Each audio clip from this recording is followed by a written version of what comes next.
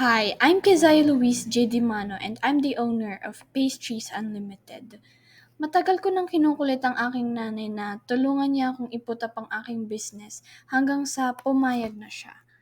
We, s- we started putting everything together around February. I started to start now training last May and then we put up our business page right after. Nakipag-usap kami sa mga suppliers tapos yun. We started dropping hints na for our baked goodies, bumili kami ng second-hand oven na 2 layers lang.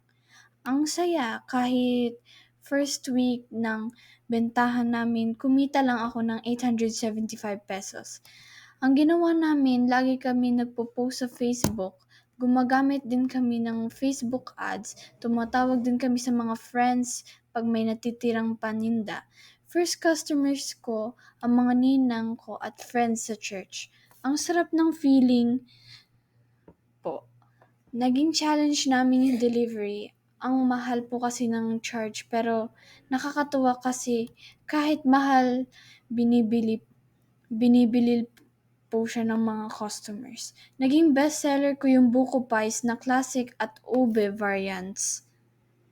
Sa ngayon, wala kaming luto kasi kaka-start lang ng school.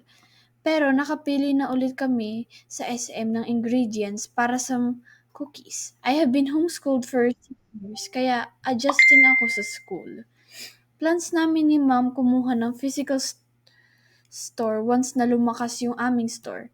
We will do our best talaga na umabot sa 300K monthly income. Hindi namin daw impossible, sabi doon ni Mommy. Masarap po ang may business especially kasi ako ang nagre-record ng mga sales at ako din ang humahawak ng sales. Thank you po sa inyo. Signing out.